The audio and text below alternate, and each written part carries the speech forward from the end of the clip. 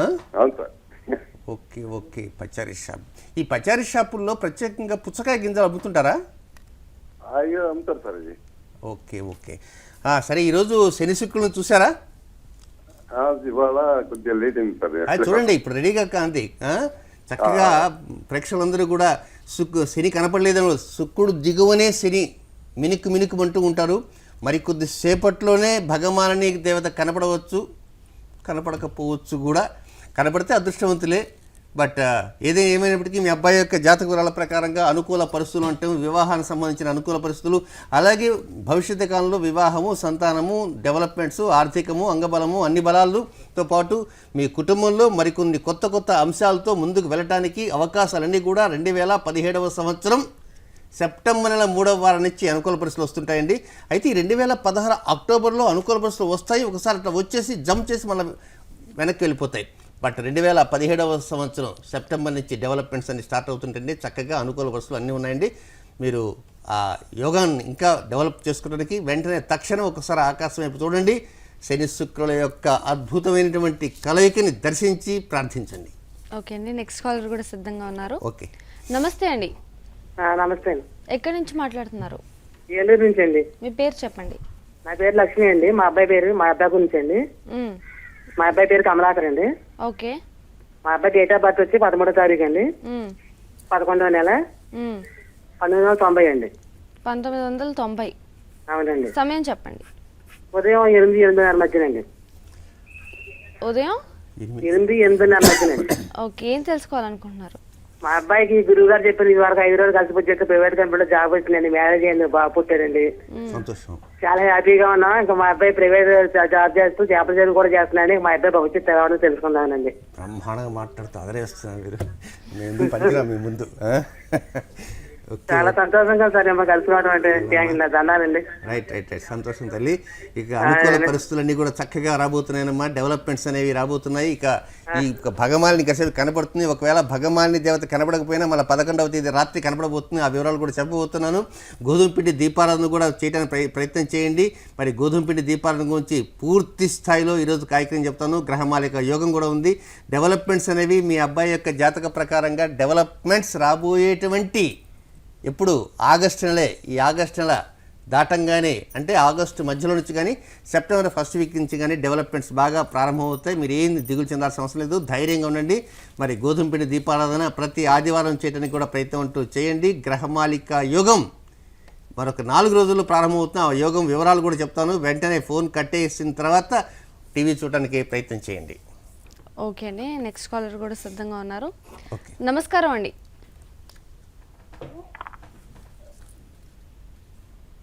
Hello hello hello, నమస్తే అండి. ఎవరి గురించి తెలుసుకోవాలనుకున్నారు? మా వారి గురించి అండి. ఎక్కడి నుంచి మాట్లాడుతున్నారు మీరు? మాది జంగారెడ్డి దగ్గర అండి. మీ పేరేంటి? నా పేరు లక్ష్మి అండి. అమ్మా త్వరగా చెప్పాలి తల్లి. మీ వారి డేట్ ఆఫ్ బర్త్ చెప్పండి. ఫిబ్రవరి 28, ఫిబ్రవరి 28, 1977 సంవత్సరం అండి. 77వ సంవత్సరం. సమయం చెప్పండి.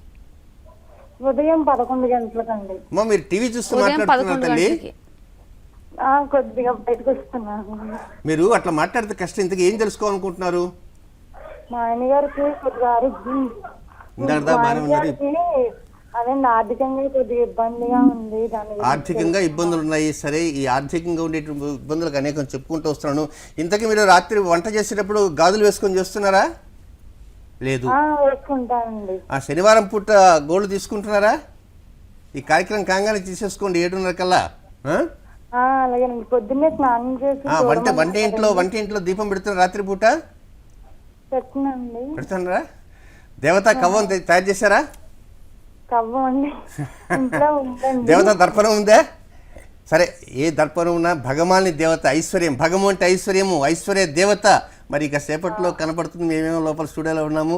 సరే, ఆ దేవత మళ్ళీ 11వ తేదీ దర్శనం ఇవ్వబోతుంది. బట్ శని శుక్రుల యొక్క కలయికను చూడడానికి ప్రయత్నం చేయండి. మీ వారి యొక్క జాతక ప్రకారంగా వివరాల ప్రకారంగా కొంత సమయం పడుతుందమ్మా. కనీసం 20 మాసాలు దాటితే 20 మాసాల తర్వాత నుంచి డెవలప్మెంట్స్ అంటూ స్టార్ట్ అవుతుంటాయి. ముందు జాగ్రత్తగా కొన్ని నిర్ణయాలు మీరు మీ వారికి ఇవ్వాల్సిన అవసరం ఉంటుంది. మీ వారు తీసుకున్న నిర్ణయాలు ఒకటి, మీ వారి నిర్ణయాలతో పాటు మీ నిర్ణయాలు కూడా కొంచెం కలుపుతూ ఉంటే కొంత డెవలప్మెంట్స్ వెళ్ళటానికి, అవకాశాలు రావటానికి, మీ నిర్ణయాలు మీ వారి నిర్ణయాలు ఎక్కువ బలం ఇవ్వటానికి గోచార గ్రహచార స్థితిగతులు అనుకూలిస్తాయి తల్లి. తప్పకుండా మీరేం చేస్తారు, గ్రహమాలిక యోగం అనేది రాబోతుంది, ప్లస్ గోధుమపిండి దీపారాధన. ఆ దీపారాధన వివరాలు చెప్పబోతున్నాను మరొక 5 నిమిషాల్లో, వినడానికి ప్రయత్నం చేయండి. ఓకే అండి, మరో కాలర్ సిద్ధంగా ఉన్నారు. ఓకే, నమస్కారం అండి. నమస్తే సార్. నా పేరు మోహన్ లాల్. మా అబ్బాయి గురించి అడగాలని సార్. మీరు ఎక్కడి నుంచి మాట్లాడుతున్నారు? మేము కొండపాక నుంచి సార్, సిద్దిపేట తీసుకొచ్చి. మీ అబ్బాయి డేట్ ఆఫ్ బర్త్ చెప్పండి. అబ్బాయి డేట్ ఆఫ్ బర్త్ 3/10/1984. 1984. సమయం చెప్పండి. సమయం సాయంత్రం 5 లోపల. సాయంత్రం 5 లోపల. ఏం తెలుసుకోవాలని అనుకుంటున్నారు మీ బాబు గురించి? మా కొడుకు ఎంబీఏ చేసింది సార్, 4-5 ఏళ్ళు అవుతుంది, ఉద్యోగం లేదు. మరి ఉద్యోగం లేదు. మీరేం చేస్తుంటారు? నేను వృత్తి కటిక పని సార్. మరి ఏం పని అండి? కటిక పని, ఆరే కటికం, మేకలు వస్తాం. అబ్బా, సరే, ఓకే. అబ్బాయి పేరు విజయలాల్. ఓకే, సరే. ఇంతకీ ఆర్థికంగా పక్కన పెడదాం కాస్త. ఏదైనా బాగా చదువుకున్నాడు కానీ మంచి ఉద్యోగం రాలేదు అని మీరు బాధపడుతూ ఉన్నారు. మరి చిన్నపాటి రెమెడీ ఒకటి తెలియజేస్తాను. వేప చెట్టు అని ఉంటుంది. వేప చెట్టు అది మీకు మాత్రమే పరిమితమైనటువంటిది. ఈ వేప చెట్టుని మంగళవారం పూట మధ్యాహ్నం రాహుకాలం, ఎటుదిరి ఖాళీగా ఉన్న కనుక రాహుకాలం మధ్యాహ్నం 3 to 4:30 ఉంటుంది. ఆ రాహుకాల సమయంలో ఆ వేప చెట్టు కింద స్థిమితంగా కూర్చొని ఇష్టదేవాన్ని ప్రార్థించుకుంటూ ఆ వెనక వైపు వీపుని ఆ మాను ఉంటుంది కదా, వేప చెట్టు మాను, ఆ చెట్టుకి తగిలే విధంగా నిటారుగా నిలబడి చక్కగా నమస్కారం చేసుకొని ఇష్టదేవాన్ని ప్రార్థించి త్వరగా మంచి అనుకూల పరిస్థితులు రావాలా, ఏదో రకంగా డబ్బు సంపాదించాలా అనే విధంగా ప్రార్థన చేయమని చెప్పండి. మంగళవారం రాహుకాల సమయంలో ఆ విధంగా కనీసం ఒక 11 మాసాలు చేస్తే 5వ మాసం నుంచి డెవలప్మెంట్ స్టార్ట్ అవుతుంటాయి. అయితే మధ్యాహ్నం భోజనాలు అన్నీ చేయవచ్చు, రాత్రి భోజనాలు చేయవచ్చు, ప్రత్యేక నియమాలు అంటూ లేవు. కానీ నిలబడేటప్పుడు మాత్రం చెప్పులు ధరించకుండా నేల పాదాలకు తగులుతూ ఉండాలి. ఆ ఒక్క జాగ్రత్త తీసుకోవడానికి ప్రయత్నం చేయండి. ఓకే అండి, మరో కాలర్ తీసుకుందాం. నమస్కారం అండి. నమస్కారం అమ్మా. ఎక్కడి నుంచి మాట్లాడుతున్నారు? మీ పేరు చెప్పండి. కాకినాడ అండి. మా మామరాల పేరు చేస్తున్నామండి. ఎవరి గురించి అండి? అమృతవల్లి శ్రీ వైష్ణవ్ అండి. Okay okay, date of birth చెప్పండి. మనవరాలి 28/6/2000. 28/6/2000 సంవత్సరం. రాత్రి 8:22. 8/22. ఏం తెలుసుకోవాలనుకుంటున్నారు? చదువు సరిగ్గా ఫస్ట్ ఇయర్ ఇంటర్మీడియట్ అవుతుందండి. చదువు సరిగ్గా జరగట్లేదండి. ఓకే, ఇందుకు చూసారా శని శుక్రులు మీరు? నాకు చంద్రుడు కాబట్టాడు, శుక్రుడు శని కాబట్టాడండి. చంద్రుడు కనపడ్డు. ఇప్పుడు టైం వచ్చేసి అయిపోతుంది. ఇంకెంత మీకు కాకినాడ ఇచ్చన్నారు కదా, కాకినాడ అంటే 6:44-45కి లైట్గా కనపడతాడు. బట్ అదృష్టం ఉండాలి, దానికి యోగం ఉండాలి. మరి కనపడకపోయినా ఇబ్బంది పడాల్సిన అవసరం లేదు. మరి మీ పాప యొక్క జాతక పరిస్థితుల ప్రకారంగా డెవలప్మెంట్స్ ముందు వెళ్ళటానికి అవకాశాలన్నీ కూడా సిద్ధంగా ఉన్నాయి. మరి ఒక్కటి మాత్రం చెప్తాను, ఆదివారం పూట సాయంకాలం సమయంలో రాహుకాలం దాటిన తర్వాత సహజంగా 4:36 రాహుకాలం ఉంటుంది, మౌనం పాటిస్తున్నారు. కానీ ఈ పాప ఏంటంటే 6 గంటల నుంచి రాహుకాలం దాటిన తర్వాత 6 to 6:30 ఒక 24 నిమిషాలు ఆ సమయంలో స్థిమితంగా కూర్చోమని చెప్పండి. మరి ఆ సమయంలో ఇంట్లోనే కూర్చొని ఏదో భగవతారాధన లేకపోతే ఇంకేదైనా ధ్యానము ఏదో ఒకటి చేసుకునే ప్రయత్నం చేయమని చెప్పండి. ప్రతి ఆదివారం డెవలప్మెంట్స్ అనేవి ఆ విధంగా చేస్తున్న కారణంగా కొత్త ఆలోచనలు వస్తుంటాయి, కొంగొత్త నిర్ణయాలు తీసుకోవడానికి అవకాశాలు అనేవి ఉంటాయండి. ఓకే సిద్ధాంతి గారు, ఓకే. ఇప్పుడు గృహమాలిక యోగం అలాగే గోధుమ పిండితో దీపారాధన గురించి ఎక్స్ప్లెయిన్ చేయండి. తప్పకుండా. ఇప్పుడు మనకు శని శుక్రుడు ఇరువురు కూడా ఒకే బిందువులో కలిసిపోయినారు. నిన్నటి రోజున మీరందరూ కూడా శని చూడగలిగారు. ఒక 10 రోజులు 15 రోజులు దాటి ఒక నెల తర్వాత శని ఎక్కడున్నారో మీకు కనపడటం కష్టం. మేమంటే ప్రతిరోజు అదే పని కనుక దాని యొక్క గమనం ఎలా వెళ్తున్నది, ఎక్కడ ఏ చుక్క ఏ గ్రహం అనేది తెలుసుకోగలం. ఇప్పుడు మనకు ఒక ల్యాండ్ మార్క్ లాగా ఒక 1 వీక్ నుంచి మీరు చూస్తున్న కనుక పైన శుక్రుడు కింద శని ఇరువురు అలా వచ్చారు. ఇప్పుడు చాలా జాగ్రత్తగా చూస్తే శుక్రుడు కింద మినుకుమంటూ ఉంటాడు. అయ్యా మిత్రమా, నీ తేజవంతమైన కాంతి ముందు నేను ఎంతయ్యా అని వారిద్దరు మాట్లాడుకుంటూ ఉన్నారు. మన్మథనామ సంవత్సర రాజు, రాబోయే దుర్ముఖి నామ సంవత్సర రాజు ఇరువురు మిత్రులు కలిశారు. ఇరువురు మిత్రులు కలిసినటువంటి శుభతరుణంలో వచ్చిన నక్షత్రమే మూలా నక్షత్రం, భగమాలిని దేవత.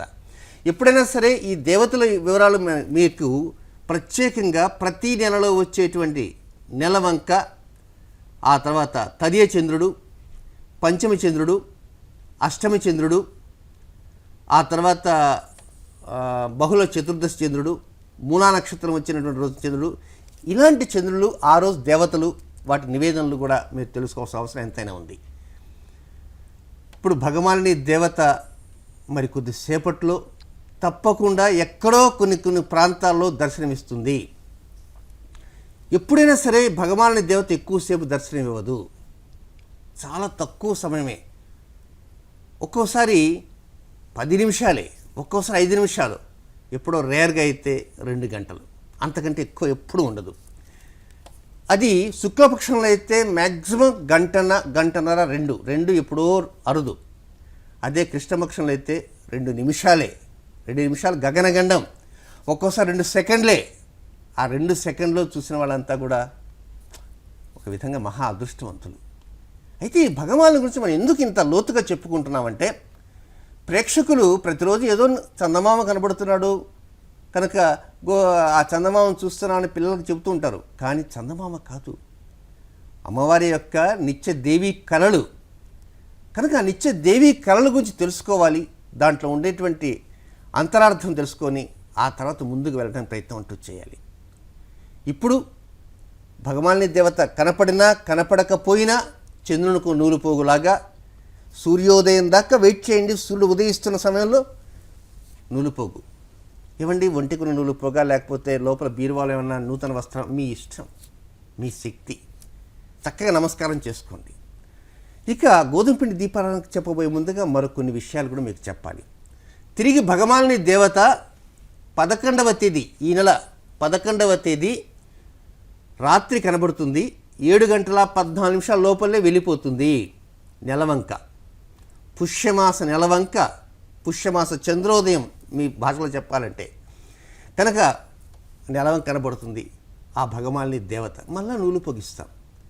అయితే 11వ తేదీ భగవానుని దేవత కనబడితే 12వ తేదీ రాత్రి 7:22 నుంచి 14వ తేదీ మధ్యాహ్నం 3:03 వరకు 8 రాశులలో వరుసగా సింహరాశి నుంచి మీనరాశి వరకు 8 రాశులలో 9 గ్రహాలు అలాగా మాలికగా ఏర్పడుతున్నాయి. భగవానుని దేవత కనపడిన 2వ రోజే గ్రహమాలికా యోగము. భగము ఐశ్వర్యము, షడ్గుణ ఐశ్వర్యాలు. ఈ షడ్గుణ ఐశ్వర్యాలని ఒక మాలగా పొందినటువంటి తల్లి భగవానుని దేవత. మనం ముందుకు వెళ్ళాలన్నా, మన వెనక భుజం వెన్ను తట్టి ముందుకు నడిపించాలన్నా ఆ తల్లి ప్రతి నెలలో కూడా 2 సార్లు మాత్రమే మనకు దర్శనం ఇస్తుంది.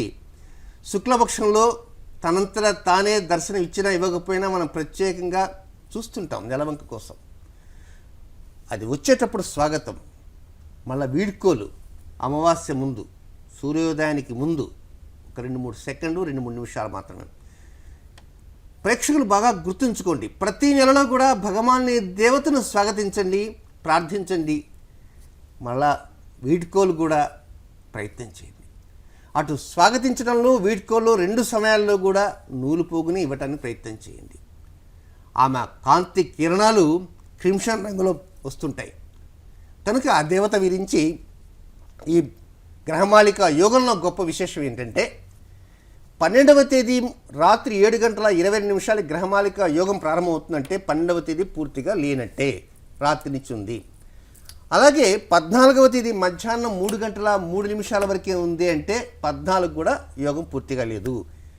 మరి పూర్తిగా ఉన్నది ఎప్పుడు ఉంది యోగం మనకు? 13వ తేదీ గ్రహమాలిక యోగం. సూర్యోదయం నుంచి 13వ తేదీ సూర్యోదయం నుంచి 14వ తేదీ సూర్యోదయం దాకా గ్రహమాలిక యోగం ఉన్నది. కనుక ఆ 13వ తేదీ గ్రహమాలిక యోగం జరుగుతుంది. 14వ తేదీ హరిద్వార్లో ఏం జరుగుతుందంటే తెలుసా? గోదావరి అర్ధకుంభమేళా ఉత్సవాలు ప్రారంభమవుతాయి హరిద్వార్లో. 14వ తేదీ నుంచి మే నెల 21వ తేదీ వరకు 129 రోజుల పాటు గోదావరి అర్ధకుంభమేళా పవిత్రోత్సవాలాగా అద్భుతంగా జరుగుతుంటాయి. మనం అంత దూరం వెళ్ళలేం, కానీ మనం వేడితో ముగిస్తాము. గ్రహమాలిక యోగాలతోటి ఇలాంటి గ్రహ కలయికలతోటి దర్శిస్తూ ఆ గ్రహాల యొక్క అనుగ్రహాన్ని మనం పొందడానికి మనం ప్రయత్నం చేస్తూ ఉంటాం. కనుక గోధుమ పిండి దీపారాధనకి గ్రహమాలిక యోగానికి అనేక లింకులు చెబుతూ ఉంటాను, సావధాన చిత్తులే వినండి. ఇప్పుడు గోధుమ పిండి ఎప్పుడు కూడా మీరు గోధుమలు కానీ గోధుమ పిండి కానీ శనివారం పూట పర్చేజ్ చేయకండి. గోధుమలు కానీ గోధుమ పిండి కానీ శనివారం పూట పర్చేజ్ చేయకండి, ఈ జనరల్ న్యూస్. అలాగే నువ్వులు కానీ నువ్వుల నూనె కానీ ఆదివారం పూట పర్చేజ్ చేయకండి. నువ్వులు కానీ నువ్వుల నూనె కానీ, ఇది రెండవ న్యూస్. మూడవది, కందులు ఉంటాయి, కందులు కానీ కందిపప్పు కానీ శనివారం పూట పర్చేజ్ చేయకండి. అలాగే నువ్వుల నూనె మంగళవారం పర్చేజ్ చేయకండి. సో నువ్వుల నూనెని మంగళవారం ఆదివారం మనం కొనొద్దు. గోధుమల్ని గోధుమ పిండిని శనివారం కొనొద్దు. కందిపిండి కూడా అమ్మే రోజులు వచ్చాయి రెడీమేడ్గా, అవి శనివారం కొనొద్దు. మనం ఇప్పుడు గోధుమ పిండిలోకి వెళ్ళిపోతాం. గోధుమ పిండి ఈరోజు ఎట్లా మనం కొనము, రేపటి రోజు చక్కగా కొనుక్కోండి, పర్చేజ్ చేయండి. అయితే పర్చేజ్ చేసేటువంటి గోధుమ పిండి జల్లించిన పిండే దొరుకుతుంది కనుక మనకు జల్లించిన పిండి అవసరం లేదు. మనకు కావాల్సింది జల్లిస్తే పొట్టు ఉండాలి. కనుక పొట్టుతో ఉన్నటువంటి పిండి వారు అమ్ముతున్నారు అనేటువంటి గట్టి నమ్మకం భరోసా ఇస్తే కొంతమంది వ్యాపారస్తులు పొట్టుతో కూడా కల్పిస్తారు, ఎందుకంటే తూకానికి కూడా కలిసి వస్తున్న ఉద్దేశంతో. ఈ మధ్యకాలంలో పెద్ద పెద్ద మల్టీనేషనల్ కంపెనీ వాళ్ళు ఏం చేస్తున్నారంటే పొట్టంతా శుభ్రం చేసి దానికి పురుగులు పట్టకుండా ఏదో మందులు మాకులు వేసేసి చేస్తారు. కొంత అనారోగ్యం కూడా వ్యాపించే అవకాశాలు ఎక్కువగా ఉంటాయి. అది కూడా ఏ రోజు ఒక బాంబు వెళ్తుంది, ఆ పిండి పనికిరాదని శాస్త్రజ్ఞులు తేల్చి చెప్పేస్తారు. కనుక మంచి ఉత్తమోత్తమైన ఆలోచన ఏంటంటే గోధుమల్ని పర్చేజ్ చేసి పట్టించుకోవటం మన కళ్ళ ముందే జరుగుతుంది. దాంట్లో ఏమీ కల్తీలు ఉండవు. ఆ గోధుమలు కూడా మంచి గోధుమలు కొనుక్కుంటాము, పురుగులు లేకుండా చూస్తాము.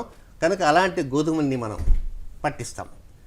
కనుక ఆ విధంగా తెచ్చినటువంటి గోధుమల్ని మీరు ఏం చేస్తారంటే చక్కగా పట్టించుకొని కొంత పిండిని ఒక డబ్బాలో, మరికొంత పిండిని మరొక డబ్బాలో ఉంచుకోవడానికి ప్రయత్నం అంటూ చేయండి. ఇక ఈ గోధుమ పిండితో దీపారాధన ఎప్పుడు చేయాలి అంటే రేపు ఆదివారం వదిలేసేయండి, ఆ పై ఆదివారం నుంచి ప్రారంభించండి. ఎంతకాలం చేయాలి? బ్రతికేంతకాలం చేయండి. దానివల్ల ఏమొస్తుంది? అద్భుత యోగాలు వస్తాయి. ఎలాంటి యోగాలు వస్తాయి?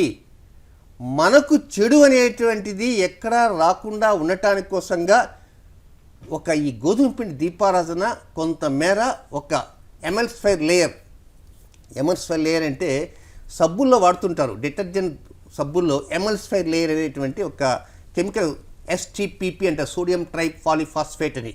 STPP లక్షణం ఏంటంటే సబ్బుతో ఉతుకుతూ ఉంటాం, ఉతికేటప్పుడు బట్టల నుంచి మురికి వస్తుంటుంది. బట్టల నుంచి వచ్చిన మురికి తిరిగి బట్టలకి అంటకుండా ఇట్ ఈస్ ఎమల్సిఫైర్ లేయర్ లాగా ఏర్పడుతుంది. సోడియం ట్రైపాలిఫాస్ఫేట్ అండ్ కార్బోక్సిమెథైల్ సెల్యులోజ్ అంటారు వీటిని. నేను వాటిల్లో కూడా కొంత ఏదో నాలెడ్జ్ సంపాదించుకున్నాక చెప్పగలుగుతున్నా.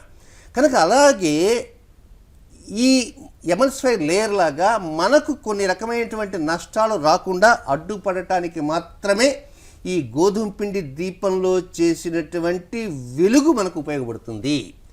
కాబట్టి మనం చూడవలసింది ఆ వెలుగునే మనం దర్శించుకోవాలి. ఎప్పుడు దర్శించాలి? ప్రతి ఆదివారము సూర్యోదయం నుంచి 7:30 లోపలనే దర్శించండి. మరి ఎలా దర్శించాలి? ఇంట్లో 10 మంది ఉంటే 10 దీపాలు వెలిగించాలా? అవసరం లేదు, ఒక్క దీపం వెలిగించండి, ఎవరో ఒక్కరు మాత్రం వెలిగించండి. ఇక ఎలా వెలిగించాలి అంటే ఒక 50 గ్రాముల గోధుమ పిండి తీసుకోండి, దాంట్లో పచ్చి పాలు, అవి గేదె పాలు కానీ ఆవు పాలు కానీ మీకు అనుకూలం బట్టి చపాతీ పిండిలాగా బాగా కలపండి. ఆ ముద్దని ఒక కుందిలాగా తయారు చేయండి. ఆ కుందిలో మధ్యలో ఒత్తి ఉండాలి. ఏం చేస్తారంటే కుండ ఒత్తులాగా 2 కుండ ఒత్తులు కలిపి ఒకే ఒత్తులాగా పెట్టుకోండి. చూస్తే 2 ఒత్తులు ఉంటాయి, బట్ విడివిడిగా ఉండకుండా ఏకవత్తిగా 2 ఉంటాయి అన్నమాట. ఆ మధ్యలో ఉంచుకోండి. దాంట్లో అవకాశం ఉన్నంత మేర ఆవు నెయ్యిని మీరు వినియోగించండి. గోఘృతం లేనప్పుడు కొబ్బరి నూనె సెకండ్ చాయిస్. దీన్ని ఏం చేస్తారంటే ఉదయం 6 గంటల నుంచి 7:30 లోపల మంచి మనస్సుతో శుచిగా ఆ దీపారాధన చేయండి. ఇప్పుడు దీపారాధన ఓ మందిరంలో చేస్తారు.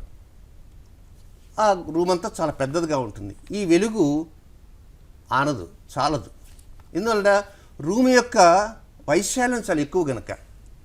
అలా కాకుండా ఒక చిన్న అంత డబ్బానో లేకపోతే స్టీలు డ్రమ్ము లేక మరో కళాయో ఏది లేకపోతే ఒక ప్లాస్టిక్ కొత్త బకెట్ అంటే బకెట్ ఏదో చిన్నది అంత ఎత్తున తెచ్చుకొని లోపల కొంచెం పసుపు వేసి ఆ కుంకుమ వేసి ఈ గోధుమ పిండి దీపారాధన చేసినటువంటి ముద్దగా చేసుకున్నాక దాంట్లో జ్యోతి వెలిగించారుగా ఆ జ్యోతిని పెట్టుకున్నాడుకో అప్పుడు వెలుగు ఎక్కడ ఉంటుంది? దాని యొక్క కాంతి అంతా కూడా ఆ బకెట్లోనూ ఆ కళాయిలోనూ ఆ డబ్బాలోనూ ఉంటుంది. కనుక మీరు గమనించవలసింది ఆ జ్యోతిని, జ్యోతి చుట్టూ ఉన్న వెలుగుని మన నేత్రాల మీద పడే విధంగా ఉండాలి. ఇక్కడ ఈ భగమాలిని దేవతకు సంబంధించే లలితా సహస్రనామ స్తోత్రంలో భానుమండల మధ్యస్థ భైరవి భగమాలిని సౌరశక్తి. ఆ సౌరశక్తి ప్రత్యేకంగా మనకు 3 రకాలుగా మనం కంటితో చూడుస్తున్నాము అంటే దానికి సూర్యశక్తి కావాలి, వెలుగు కావాలి, సూర్యుని యొక్క వెలుగు కావాలి. అలాగే మాట్లాడుతున్నాము అంటే అగ్ని కావాలి. మనసుతో ఆలోచిస్తున్నామంటే చంద్రమండలం నుంచి వచ్చే స్థితి కావాలి. కనుక సూర్య, అగ్ని, చంద్ర ఈ 3 యొక్క బలం మనం పుంజుకోవాలి. ఆ 3 బలం మనం పుంజుకోవాలి అంటే గోధుమ పిండి దీపారాధనతోనే సాధ్యమవుతుంది. ఇది సైంటిఫిక్గా కూడా ఇట్ వాస్ ప్రూవ్డ్. కనుక ఆ ఉదయాన్నే ఆ గోధుమ పిండి దీపారాధన వెలిగించి ఆ చక్కగా ఇంట్లో ఉన్న ప్రతి ఒక్కరూ అలా వచ్చి నమస్కారం చేసుకొని అది ఎక్కడ పెడతారు? ఎక్కడో టేబుల్ మీద పెట్టండి. ఆ మందిరంలో ఉండాలని ఏం లేదు. ఒక చిన్న స్టూల్ వేయండి, ఆ స్టూల్ దగ్గర పెట్టండి. శ్రీవారిని పిలవండి, శ్రీమతిని పిలవండి, అల్లుడి గారిని, కోడల్ని, కుమారుణ్ణి. నిద్ర లేవకుండా ఉంటారు కొంచెం మంది. కనీసం ఆదివారం పూటమన్నా పెందలాడి నిద్రలు ఇచ్చి ఆ సోమర్తనాన్ని వదిలించుకొని అది చక్కగా వెలుగును చూడండి చాలు.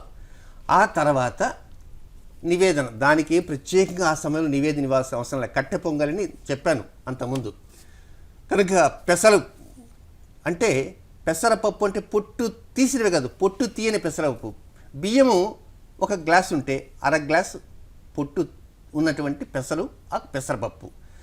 దాంతో సమానంగా బెల్లము, దాంతో కొంచెం కొబ్బరి, ఎండు కొబ్బరి కానీ పచ్చి కొబ్బరి కానీ, ఆ తర్వాత సైంధవ లవణము, జీలకర్ర, మిరియాల పొడి, ఆవు నెయ్యి, ఆవు పాలు, ఈ విధంగా 9 పదార్థాలు చేసేటువంటిది.